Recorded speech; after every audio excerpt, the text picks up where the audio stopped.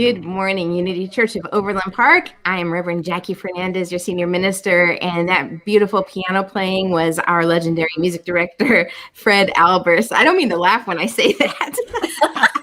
Well, quit laughing then. Oops. And also joined with us this morning is our associate minister, Reverend Kerry King. I need a name for you, maybe the Saint or I don't know. I'm going to work on that a little bit. Reverend Kerry Saint King. Kerry. Yeah. Saint Kerry. And we have Terry Sturgeon, one of our dear chaplains and our ASL interpreter for today. We will be joined, of course, behind the scenes. Magic Mike is doing all the work of keeping us virtual and herding all the cats that are together to create this service, which today will include our Deb Philby for the announcements. And we may have our board member, Tira, on for the reading of the Daily Word. We're having some technical glitches there. So we're just going to be open to whatever Spirit has for us today, which I know is going to be a wonderful time, unless Fred has a joke. Unless. Well, I was just thinking, St. Patrick. Oh, yeah. Saints. Yes. George Washington, though, Abraham Lincoln, and Jesus. What do they all have in common?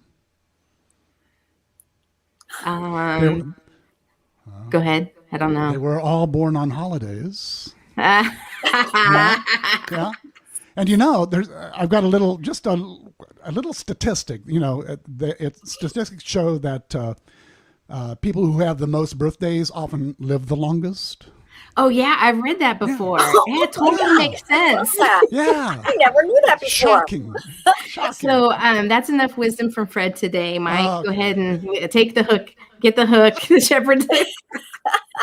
We love Fred. We love his jokes, and we love you. So thank you for joining us on Facebook or on YouTube here for our Sunday celebration. We are in week 5, if you can believe it, of our Lenten series. So let me say this about that.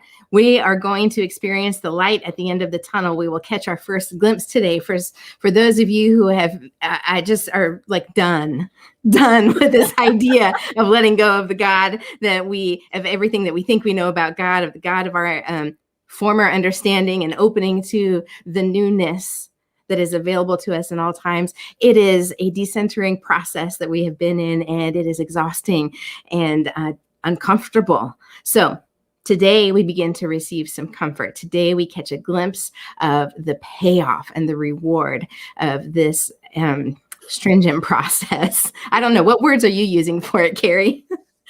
Bewildering? Bewildering, yes. Well, and I was able to join a couple of spirit groups this week, and wow, I was just inspired and amazed with the depth that people are taking this work. So I know that we are all coming out renewed on the other side. And that is what the Lenten season is about. That's what, Holy Week begins next week. Palm Sunday and Easter Sunday are all about. So we are there, people. We are there. So let's stay in it. And let's begin with one of Unity's foundational affirmations together. As a community, there is only one presence and one power active in my life and in the universe, God, the source of all good. Yes, amen to that. Reverend Kerry, will you lead us in our vision statement? Okay, I will. Let's take a nice deep breath and land in the truth of the affirmation that we know a world powerfully transformed through the growing movement of shared spiritual awakening. Yes, I see it. I see it with you, Kerry. And we love to affirm our future space affirmation at every Sunday service. It is a time for us to focus the power of our minds, the power that is in the law of attraction as a community all together. We are grateful for our new spiritual home that empowers us to fulfill our mission. And what we know about that is that we have a new spiritual home. It is not our permanent home, but this is a in the meantime home as the future space team continues to do their work of finding our permanent location. We will have already begun moving into Plex Pods. There it is. Mike, thank you. So if you remember the storm we had last week and the rainbow, the beautiful double full on rainbow over the city, I was about 5 blocks from Plexpod, and I raced over there to try to get a picture of the rainbow over it, which of course it dissipated right as I got there. But I was able to snap this beautiful picture of our new spiritual home. So 10,000 Marshall Drive, there it is. We have been moving into the office. If you receive our e-news, you've been able to see some photos of that. My daughter Jamie playing in the game room, the air hockey. So we are excited as a staff, and it will be very soon, beginning Good Friday, in which we will be live streaming from Plexpod. So yes, hold on to your hats. All right, so we are going to welcome Reverend Kerry King for the reading of the Daily Word. Oh, thank you, Jackie. And I'm so excited to get to do that today. So let's close our eyes and just become comfortable in this moment, sinking into gratitude, into oneness, as we hear the word forgive. And the affirmation, I extend forgiveness to myself. Throughout my life, I have forgiven those who have hurt and disappointed me. In turn, I've been grateful when others extended understanding and forgiveness to me. Even though I have learned to be forgiving with others, I may still find it difficult to forgive myself for mistakes I've made, disappointments I have caused, and commitments I have broken. Today, I open my heart with love and compassion. I forgive myself. I remind myself that everyone makes mistakes and deserves understanding and forgiveness, even me. I remember how the prodigal son's father received him with joy when he came home. This joy is mine when I let go of self-condemnation and finally come home to myself. And from Luke 15:20, we hear, but while he was still far off, his father saw him and was filled with compassion. He ran, put his arms around him, and kissed him.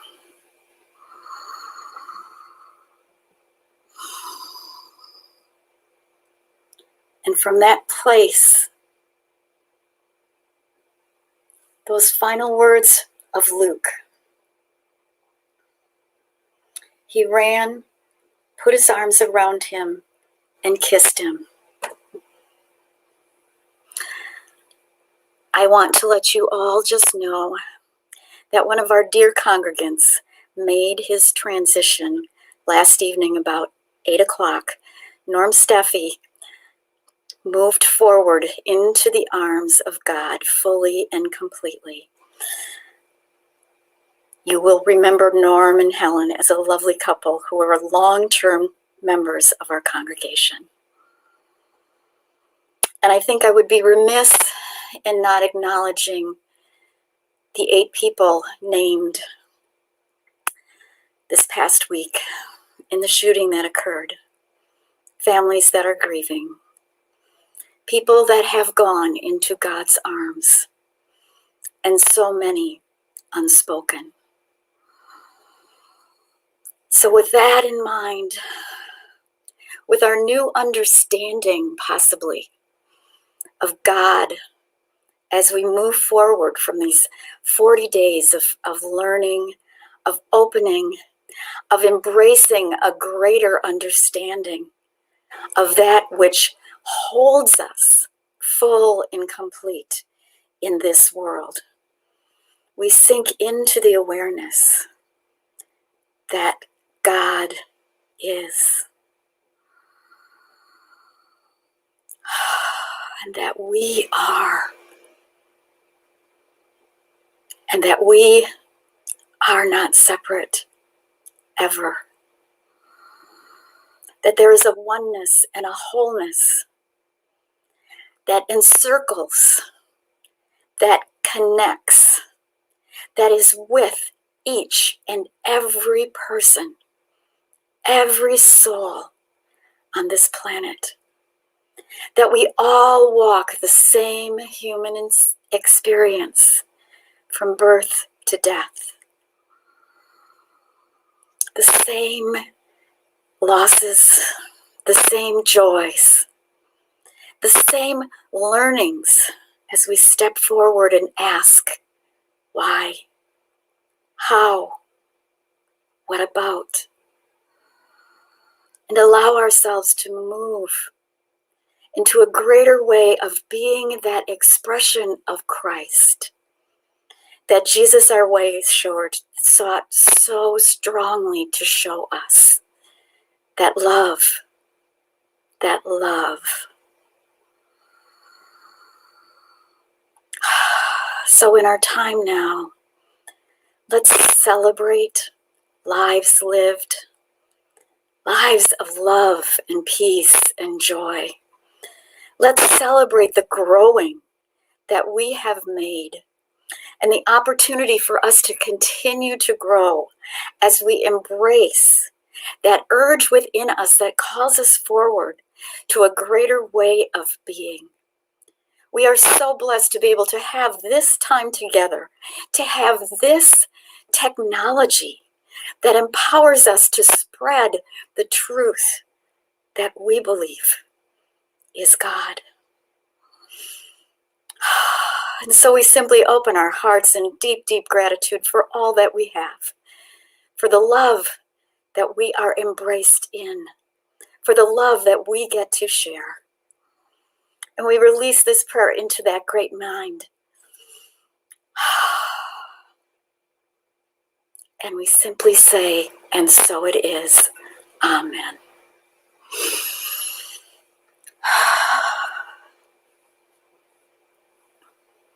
Thank you, Kerry, for that beautiful prayer. I'm really taken by it and your tenderness.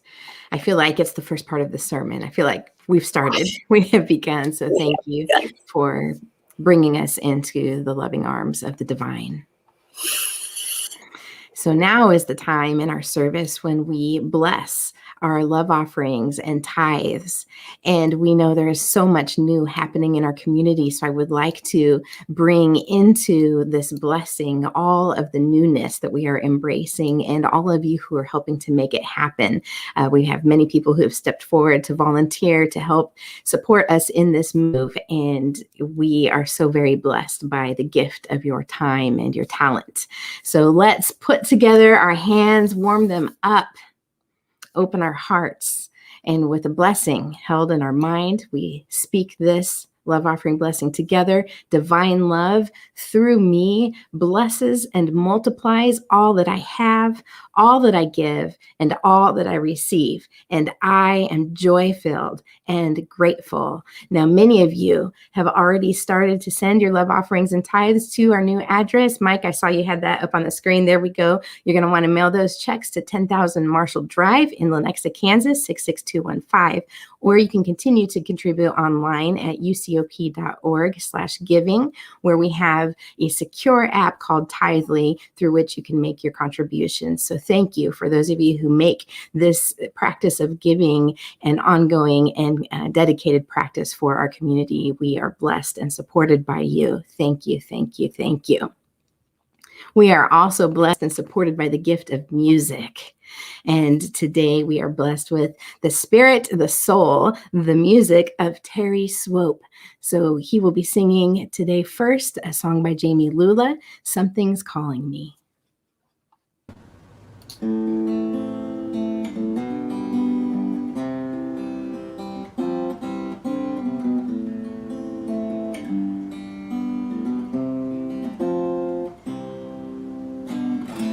Something's calling me.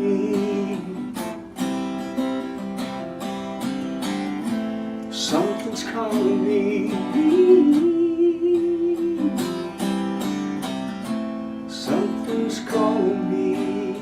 A little bit deeper than I've ever been before.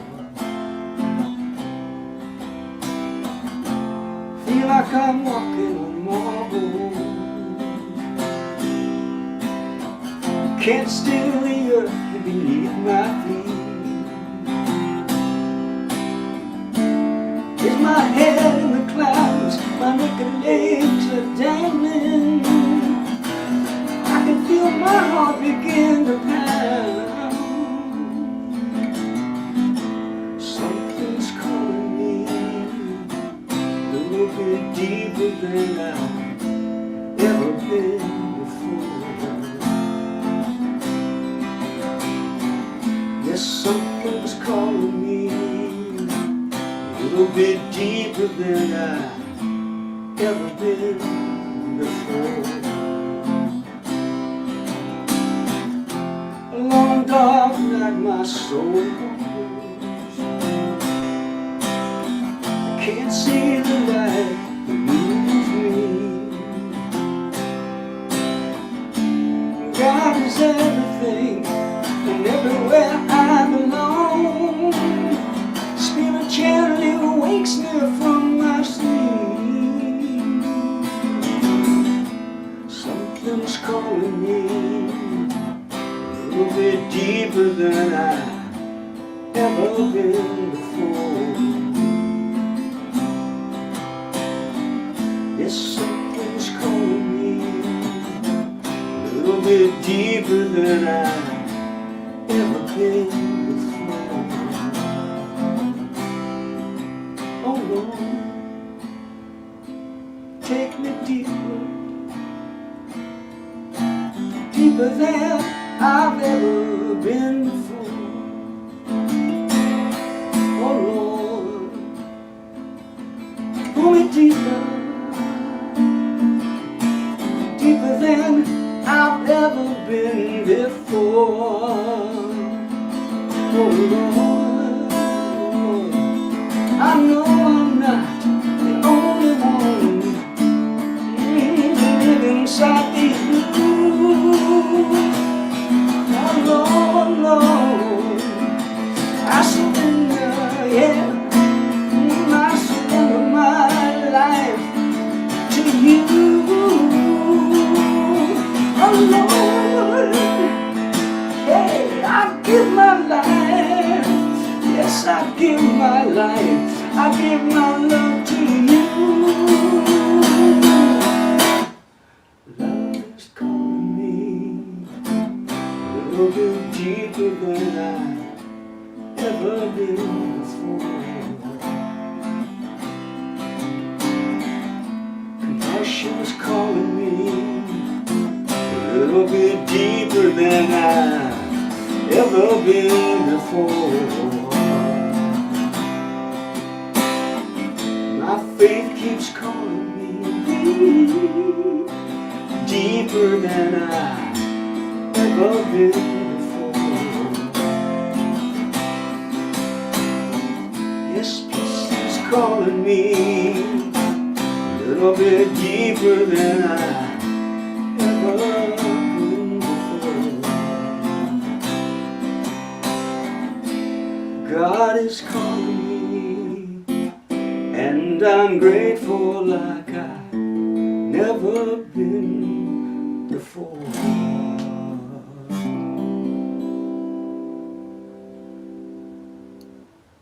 Oh, beautiful, Terry Swope, beautiful. I love that chant. And I need it. I need it as we are in the 5th week of 7, technically 6 Sundays of Lent, Easter Sunday being the 7th. So take heart. We are almost through it. And today we begin to glimpse the essence of the gift in this process, the powerful transformational gift in this process. And then that will continue with Palm Sunday next week, in which we'll welcome a new to us vocalist. If you're hip to the Kansas City jazz scene, you probably are familiar with Millie Edwards Nottingham. She'll be joining us with guitarist Terry Swope and Fred Albers next week. Then we have our Good Friday service, which will be our first official service that we stream from PlexPod. And that is essentially a gospel hymn service with Kelly Hunt and Alina Ross. So please mark your calendars for 7 p.m. on Good Friday. And then, of course, Easter Sunday, in which we welcome back Terry Swope and James Albright with Fred Albers and vocalist Willis White. So I just want to share all of that with you so you can start holding the hope and knowing that the light will arise out of this darkness, and that this Lenten season has been an intentional experience of decentering. And I will remind you, like I talked about in the first week, and I don't know if I've maybe not said it enough, but I want to say it again right now, to please, please, please be gentle with yourself in this process. There's a really good technique that I learned from a therapist once, and I've used it in much of my spiritual practice, and I want to offer it to you. The idea is that you take a challenging circumstance or idea or something that you're going through, and you set it into an imaginary book, and you close the book, and you put it on an imaginary shelf. And you trust that when you're ready to take that book back off of that shelf, it will be there for you. But it's a way to give yourself a break. It's a way to just take a rest from that. Just set it to the side. So if you need to do that during the series, if you need to do that between Sundays and you just take the book out on Sundays, or maybe during your spirit groups, that's okay. You're still doing it right. You're still offering the gift of this transformative experience for yourself, but to do it with kindness for, whatever circumstance you're in, whatever you are going through in your life. You may not have the emotional bandwidth to really go through some of what I would call the treachery, and that might seem a little dramatic, but also in some ways it's not. Excuse me, I was able to visit a couple of the spirit groups this week, as I mentioned earlier, and some of you are having some very profound aha moments. Some of you are completely overwhelmed and are just sort of picking and choosing what works for you, and that's okay. Both scenarios are okay. This experience will do its work in you to the extent you allow it, and that's not a competition. So when I say to the extent you allow it, know that you have control of the safety of your own heart and soul in this process. And it's simply an invitation to participate to the degree that is working for you right now. It will inherently push us to go just a little bit beyond our comfort zone. And you can run back and cross the edge of your comfort zone in a way that suits you and that works for you. So please take that to heart as we continue into the home stretch of this series. Okay, so Time Magazine. We're talking Death of God Theology today. There we go. Thank you, Mike. Perfect timing to get it on the screen. And that might sound a little, hey, Death of God. What are we doing here? I mean, we know what happens, in the Bible story with Jesus and the crucifixion, but we're going to make a theology out of this. What's going on here? From Time Magazine, an article titled Toward a Hidden God. Is God dead? It is a question that tantalizes both believers who perhaps secretly fear that he is, and atheists who possibly suspect that the answer is no. All right, so we find a place, this little chapel, as Peter Rollins calls it, where atheism and theism kind of congregate together. Because if God exists, God cannot die. If God does not exist, God cannot die. But there is this death of God theology. So we've got to stay in this unknowing, the cloud of unknowing, as we have, and work with this question, is God dead? Because many people in modern times insist that, yes, God is dead. We don't need God anymore. People are leaving the churches in droves. That is indisputable. And so there's this idea out there that science has killed God, that postmodern apathy has killed God. Education for the masses has killed God because people don't need the traditional structure of the God concept in the same way that it was once needed to explain the unknowable, to explain just the world around us, to explain and give us a set sense of moral rules and laws. That we don't have that need anymore. Therefore, God is dead. Okay, so that Time Magazine article was published in 1966, and to date is still one of the most popular issues they've ever published. So it went wildly viral, if you would, put that term to it. Back in 1966, people were reading and talking about this in, on the subway and the train and the buses and the coffee shops, and not Starbucks probably, but talking about this death of God theology that was presented in this article. The front cover of that issue was all black, And in bright block letters, is God dead? So you could imagine in 1966, this was very radical. And today, there are pieces of it that are still radical. You know, in Unity, so let's just talk about death. In Unity, we talk about death as transition, and many people just use the word transition. You heard Reverend Kerry talk about our dear one who made his transition last night. And it's not to deny that physical death has happened, but it's to affirm that life continues. So it's a transition from this life to the next. It's a transition out of this world. There are many different ways that people give context to that word transition, but it's about change. It's the transition of the physical body into the eternal allness, if you will. So the kind of philosophy that suggests God is dead also has experienced a transition. And so that has become the death of God theology, right? So the death of God eliminates God, and the theology brings God back into the picture. All right. So I got 2 questions for you today, and they're succinct questions that you might even be able to jot down, but those are going to come at the end. But so I want you to just work through this step by step with me. You're going to be very familiar with the people that we're going to talk about today: Paul Tillich, Mother Teresa, Dietrich Bonhoeffer. Surely you are very familiar with these people, if not at least two of the 3. I would put that odds out there. So death of God theology actually has its roots in Christianity. It came from Christianity with the Apostle Paul, who was the first writer of Christianity. All right, so we're still talking about death. Deep breath. If you have a box of Kleenex nearby, you want to keep it with you maybe. And I'll give you a hint for next week, Palm Sunday. You're really going to want to have the full brand new box with you. But for today, I want to share a reading with you about death. It is an exquisite reading. You may be familiar with it, maybe having heard it, read it at a memorial service. It wasn't actually written as a poem. Henry Scott Holland was a priest in St. Paul's Cathedral of London, and it was actually part of a sermon that he gave called Death, the King of Terrors. He delivered this sermon in 1910 while the body of King Edward VII was lying in state at Westminster. So this passage has been excerpted from that sermon, and it is called Death is Nothing at All. Death is nothing at all. It does not count. I have only slipped away into the next room. Nothing has happened.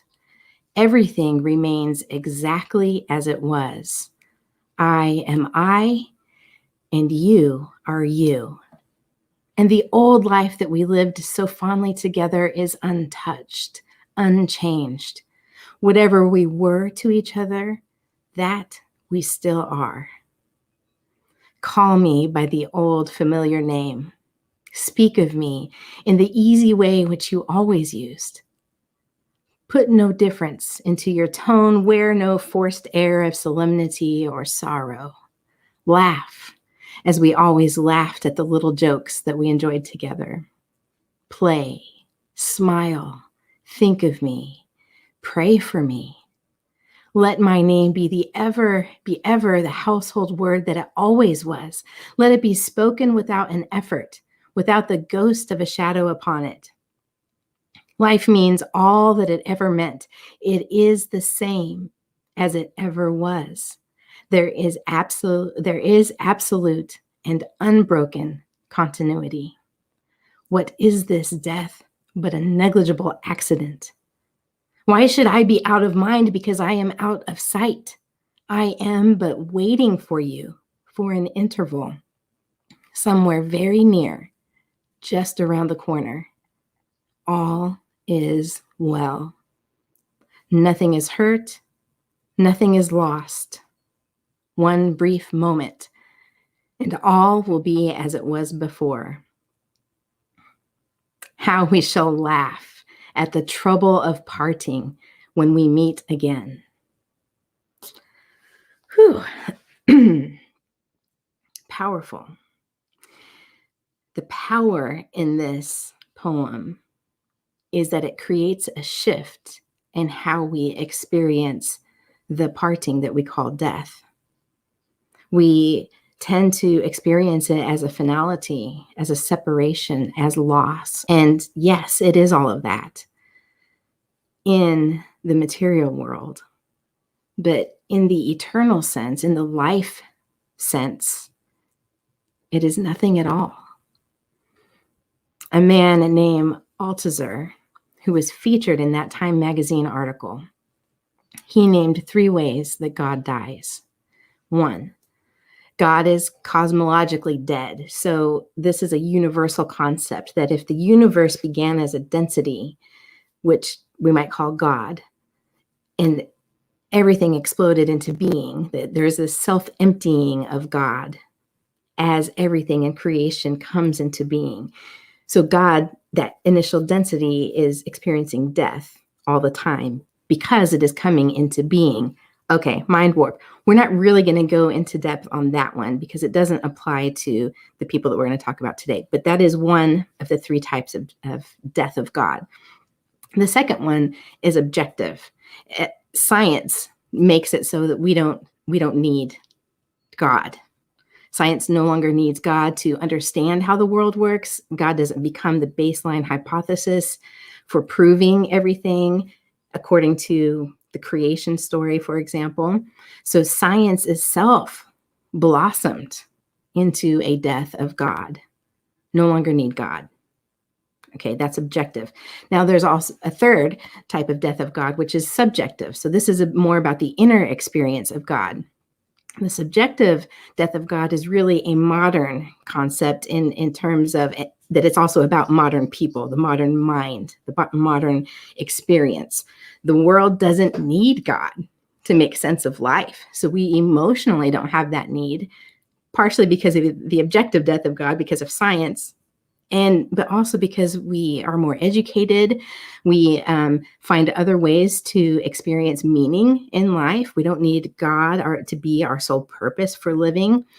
So it's like this secular world that can live without God as a crutch. So that's the subjective death of God. We're going to work with the objective and subjective, the science, and then the emotional, I don't need God, God is irrelevant kind of postmodern idea. Okay. But there were a group of philosophers who responded to these ideas about the death of God in a really interesting way.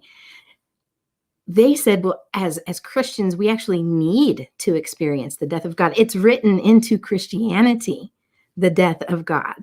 So if we can actually experience and fully embody and embrace, not physically embody death, but emotionally, psychically, spiritually embrace this concept and experience it, we actually will come to the fullness of light.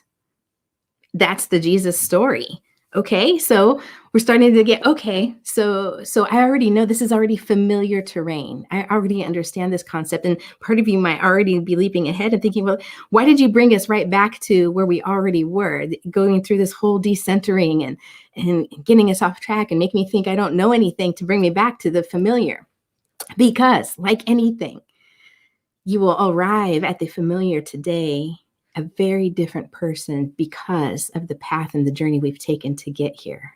So embrace it as the comfort that it is, but also we're going to have some food for thought, some things to chew on. Dietrich Bonhoeffer, Paul Tillich, Mother Teresa.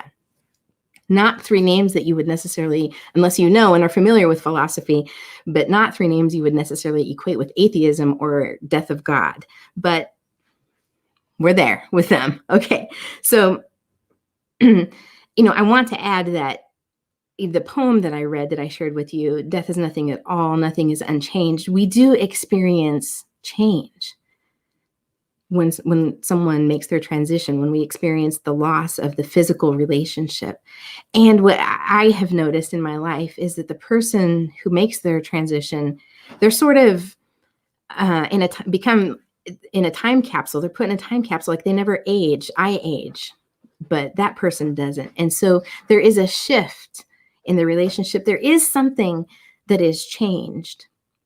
But the ultimate big T truth in that concept remains that, but nothing has changed because we always were. And I'm actually Not the age I am. That's just a physical life experience, tallying of the years that we do. But I too am eternal. So do you see, we're going to kind of ebb back and forth between the objective and the subjective, between change and unchanged. And this hopefully feels like very familiar terrain, and not as decentering, but more of like a flowing back and forth in and out of paradox. All right. So Christianity was the first and is possibly the only religion in which God dies. Other religions have an avatar of God that dies, or prophets who die, but not the supreme being, God itself. So that is unique to Christianity. And Holy Week, Lent, Easter, these are all designed to commemorate that experience. So it is a fundamental piece and part of Christianity's story and Christianity, a construct, if you will, of Christianity, that God suffered and died, pushed itself out of the world through Jesus. But that was God. The story is not Jesus, the man, died, but God's self was crucified on the cross. Death of God. Christian story. And Paul, the Apostle Paul, was the first Christian writer. So if you open your Bibles, and it starts with, in the New Testament, starts with gospel, right? These are the Christian scriptures, Matthew, Mark, Luke, John. And then we get to the writings of Paul. But in time and in history, Paul was writing first. He was writing before the gospel writers. And if you're familiar with his writing, he didn't write the sayings of Jesus. So imagine, put yourself back in Paul's time. You're the first one writing about Jesus. You don't write about Jesus' teachings. You don't write about his miracles. You don't write about his miraculous birth story. What do you write about? He writes about the crucifixion. Jesus crucified, Christ crucified, God crucified, and urges us to experience, to carry our own cross, to experience that death as well, that we may know life eternal. Okay? So this is what he chooses to write about. This is Death of God Theology, making it personal, that we should all truly take this in. So then fast forward through time, Luther picks up that kind of theology and works with it. And then fast forward again to Nietzsche. Nietzsche picks it up and works with it. Now, what Nietzsche and the Apostle Paul have in common is that they both were speaking to not the church, not the believers, but to the Gentiles. For Nietzsche, that would be the intellectual elites of the time, the scientists. He wasn't speaking to Christians. He was speaking to those who have killed God, and he wanted them to know God is dead. You have killed him, and you don't know what you've done. I can't imagine he was invited to very many dinner parties, right? With that kind of line, that kind of lead in. But he suggests that science itself has killed God, and that the scientists don't even realize what they have done, but they have removed a need for God. They have removed a need for God. And then he goes on to say, you don't know what you've done. And who are you anyway? Who are we as people, as humanity anyway, to think it is even possible for us to kill God? So he really takes this like all the way, right? You've killed God, but also who are you that you think you can kill God? You don't know what you've done. You have no clue. So he wants us, he's challenging us to take it deeper, while attacking the scientists and the humanists really of the day. So then come Paul Tillich and Dietrich Bonhoeffer. And they said, okay, wait, we've got the Apostle Paul, we've got Nietzsche. We can actually work with this death of God theology. We can take it further and actually use that kind of darkness to experience the light. We can take religion out of Christianity. It's not about the laws, just that's what Jesus did. It's not about the Jewish law, but it's about, Jesus turned everything upside down. Those who were outcasts were brought in. Those who were in charge of the law were made less than. Those who were actually living and embracing the law through love. So Jesus turned all of that upside down. And they're saying that's what we need to do. Take religion, piety, social construct of expectation of behavior, take that religion out of Christianity, and that's what we need. So Tillich writes, I often ask myself why a Christian instinct often draws me more to the religionless people than to the religious. Actually, sorry, this is Bonhoeffer. I often ask myself why a Christian instinct often draws me more to the religionless people than to religious, by which I don't in the least mean with any evangelizing attention. So he's not being drawn to people to save them or to preach the good news to them, but I might almost say in brotherhood.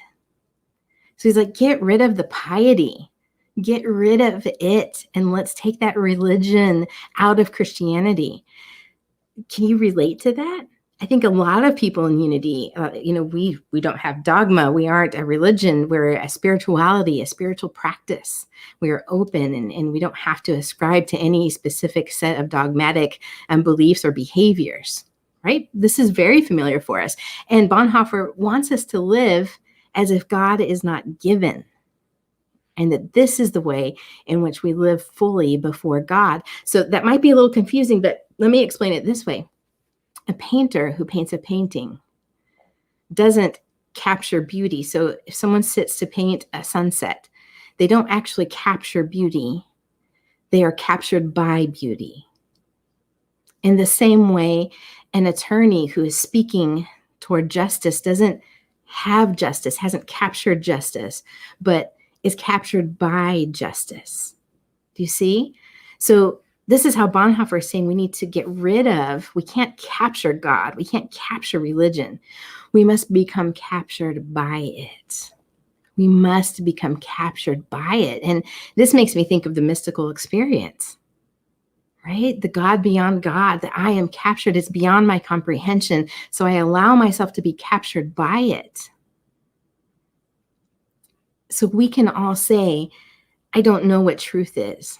I don't know what beauty is. I don't know what justice is, but I can be captured by truth. I can be captured by justice. I can be captured by beauty. And Bonhoeffer would say, and we can try to live that out, but always with fear and trembling. Always with fear and trembling that we don't know where things are going. So stop knowing the end point. Stop using any kind of structure to say, if this, then that. If you do these things, then you will have this outcome, whether it's heaven in the afterlife or heaven on earth.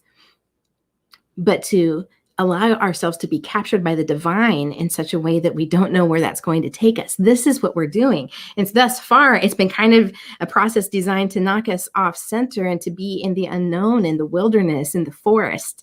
But now we start to find the light, maybe at the end of the tunnel, maybe off in the distance.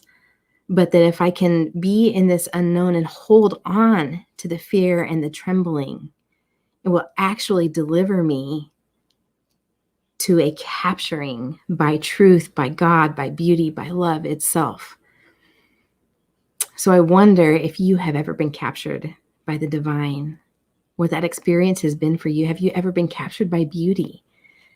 So Bonhoeffer is telling us how to allow the unknown that is God to unfold in us. It's beautiful. Okay, comforting. Yes, I'm feeling like maybe I'm starting to stabilize a little bit. Paul Tillich, he wants us to know that if we enter fully into the death of God, not physically, but emotionally, spiritually, if we enter fully into the death of God, if we go fully into the darkness, we will find the light.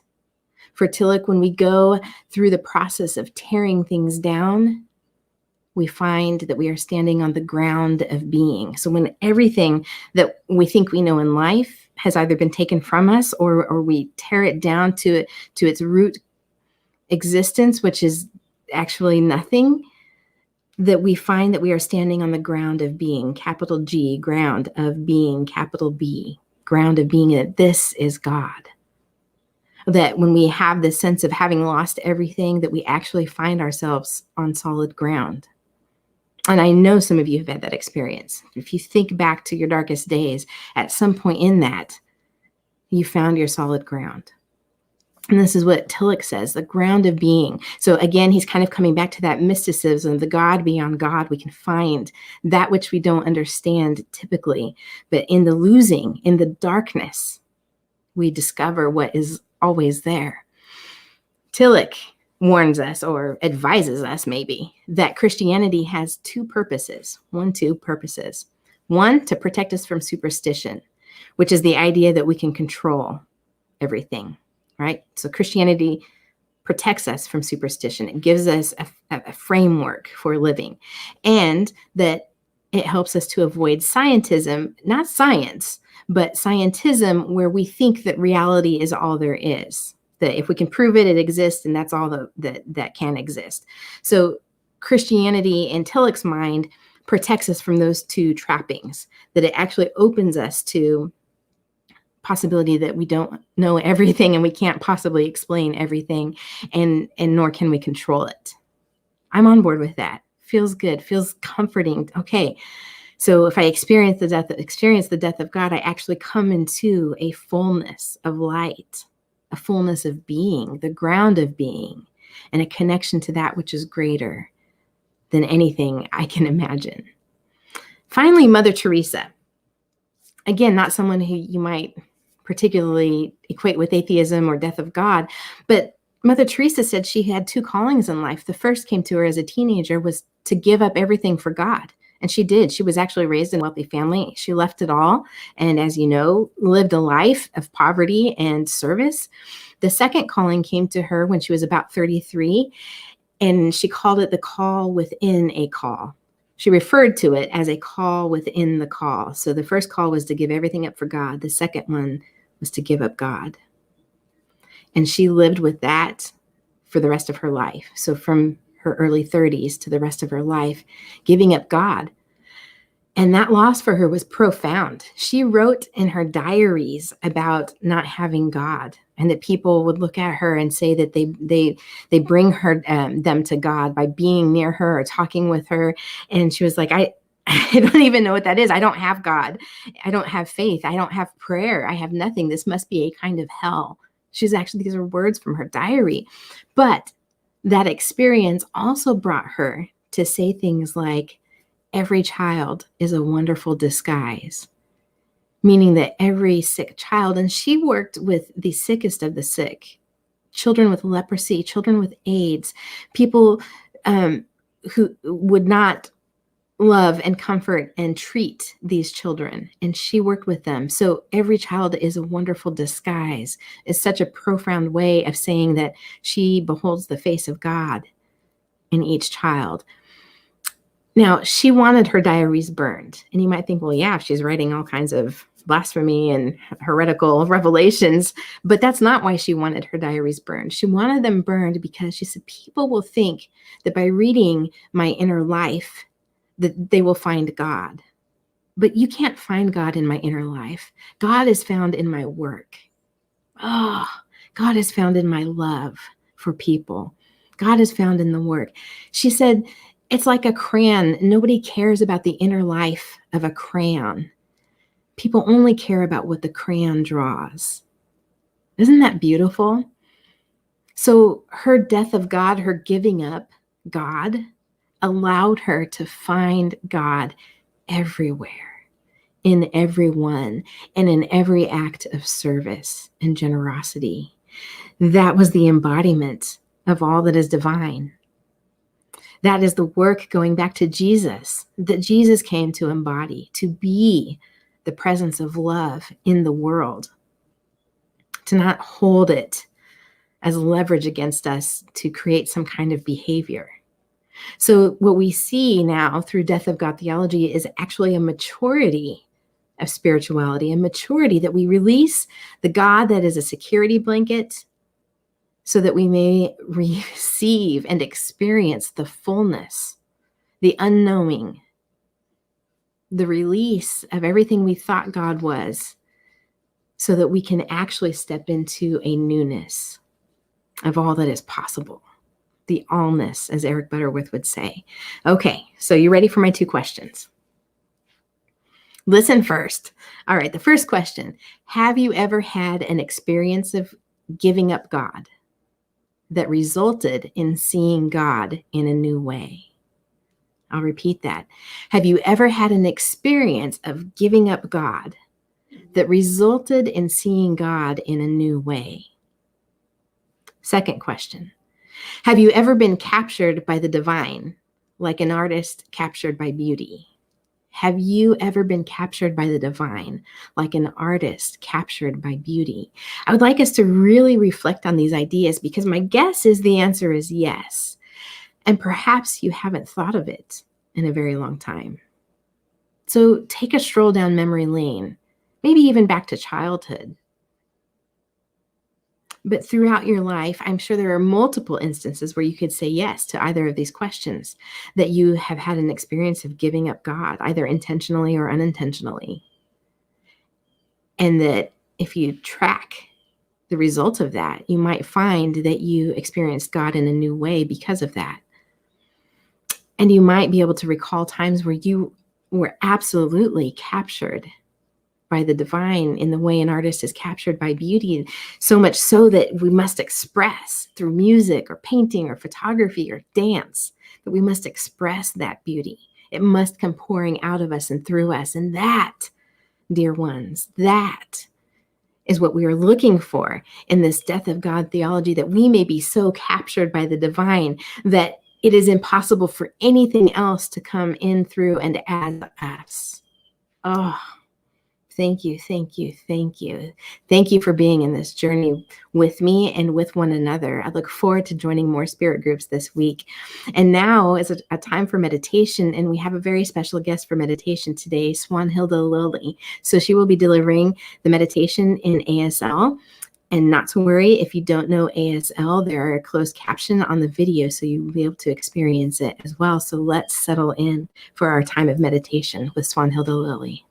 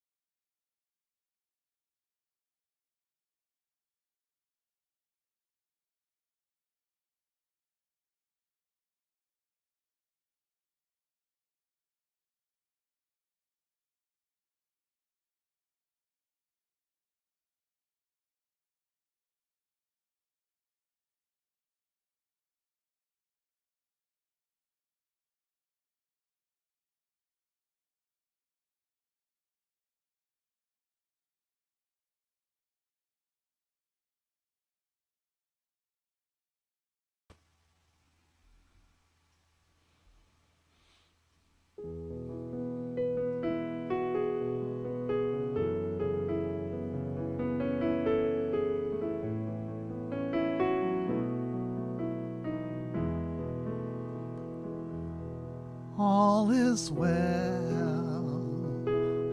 I can rest. I am safe. All is well. Sing with me. All is well. I can rest. I am safe. All is well. All is well. I can rest. I am safe. All is well. All is well. I can rest. I am safe. All is well.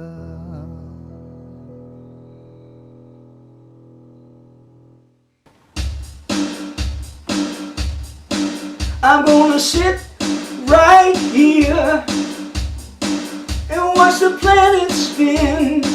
I'm gonna sit right here and take it in. Yeah.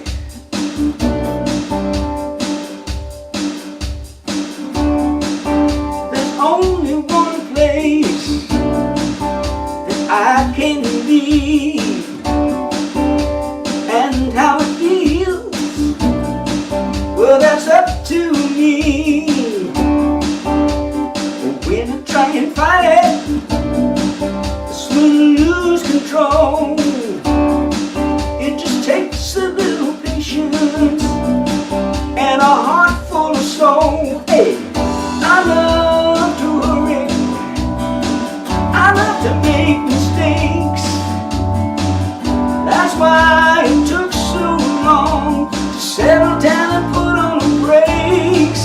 I'm gonna sit right here and watch the planet spin. I'm gonna sit right here and take it in. It's a beautiful moment, so just let it ride and tell yourself a little secret. It's good to be alive. I love to worry, I love to shake my fist. That's why it took so long to settle down and see what I missed. I'm gonna sit right here and watch the planet spin. I'm gonna sit right here and take it in. Yes, I'm gonna sit right here, grinning my Buddha grin. Yeah, sit right here and take it in. I keep learning the same things over and over again. Feels good to be grounded, centered within.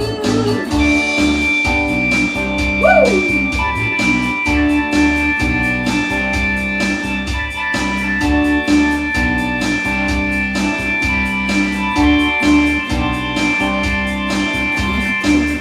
I love to hurry, I love to make mistakes.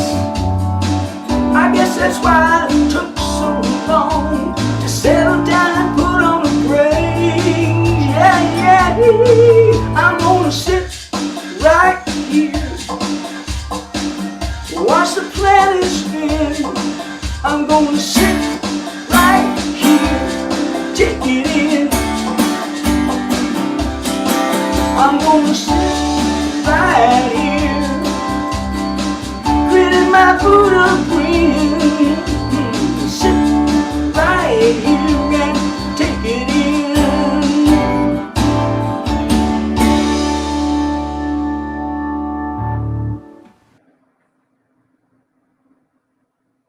Thanks, Terry Swope. That was wonderful. I know you invited us to sit right here and take it all in. I am energized, though, and ready to tackle this day. So that was wonderful.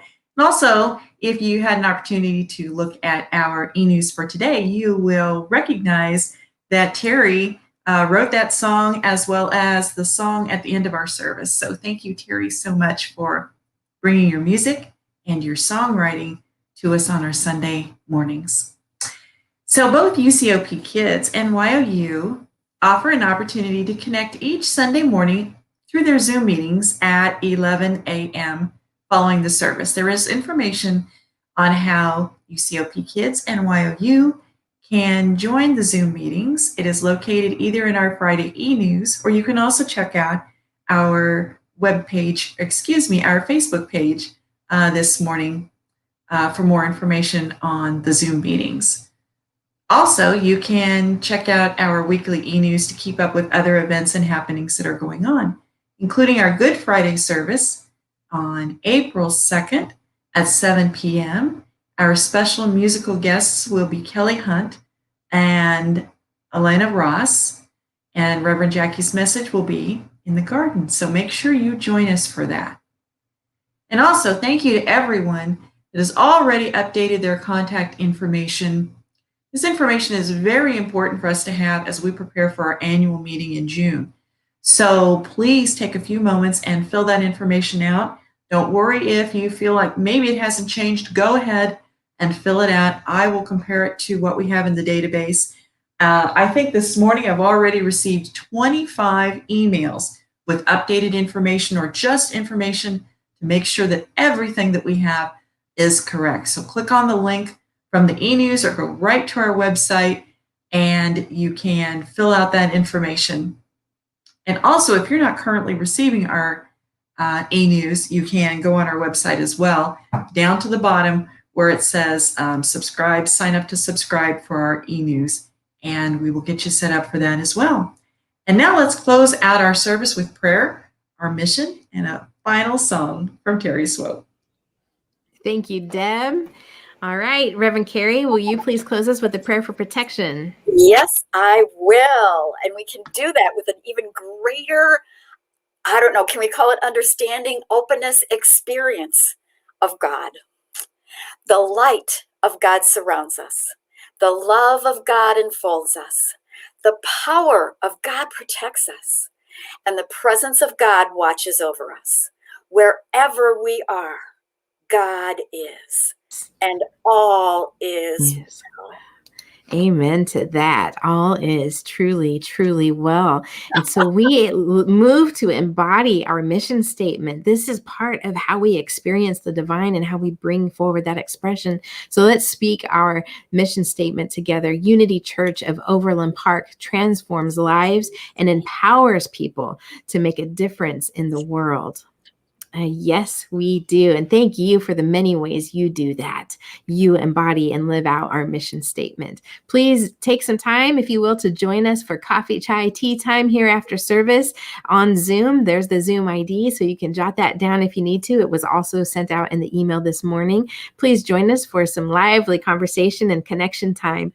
Next week, as you know, is Palm Sunday. We begin Holy Week next week with Millie Edwards, jazz soloist Millie Edwards. So if you aren't familiar with her, you are about to get very familiar with her. Bring your Kleenex, but we have some amazing music on deck for you next week, and we will continue forward with this Lenten season.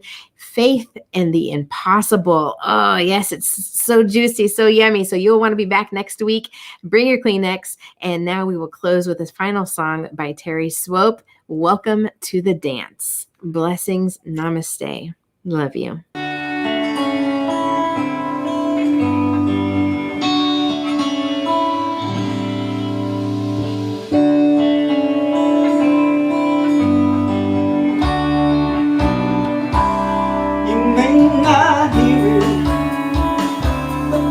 Song for you, and you may not feel it, but there's a lot of love for you. Here you stand at the gate of the world that you create, so accept and rejoice that it's you who makes the choice. Come on in,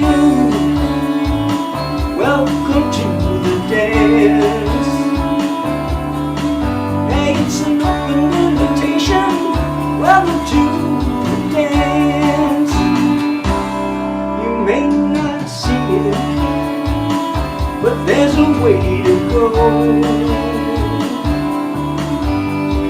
You may not believe it just because it doesn't show. It's right here, you walk away. Love that you create, let it rain, make it shine, and watch it all alive. Come on in, welcome to the dance. It's an open invitation, welcome to the dance. Well, come on in and take a chance. It's a fluid situation, welcome to the dance.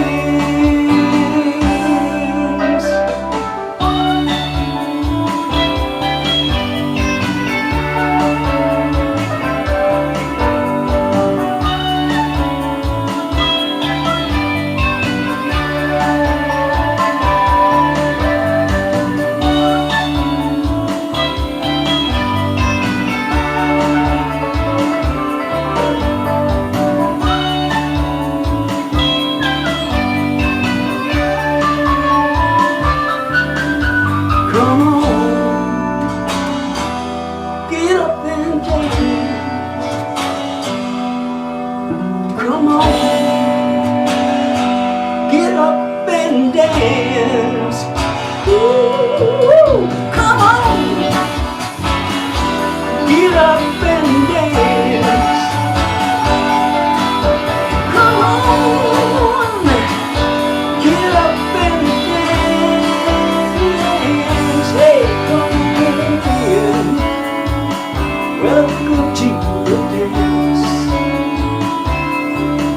It's an open invitation, welcome to the dance. Oh, come on in and take a chance. Hey, it's a fluid situation, welcome to the dance. Welcome to the dance. Welcome to the dance.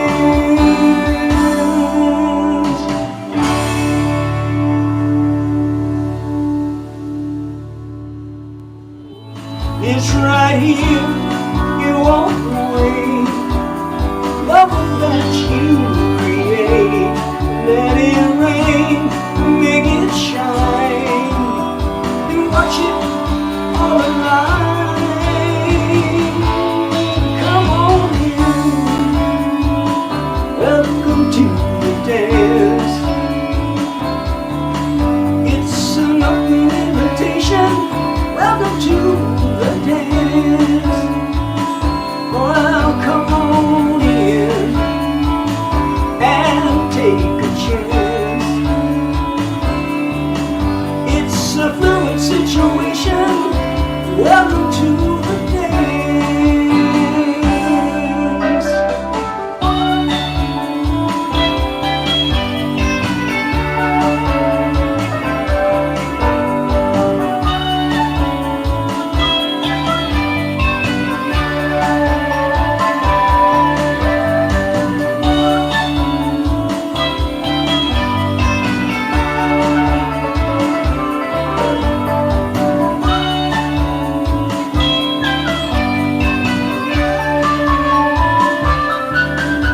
Come on, get up and dance. Come on, get up and dance. Ooh, come on, get up and dance. Come on, get up and dance. Hey, come in, welcome to the dance. It's an open invitation, welcome to the dance.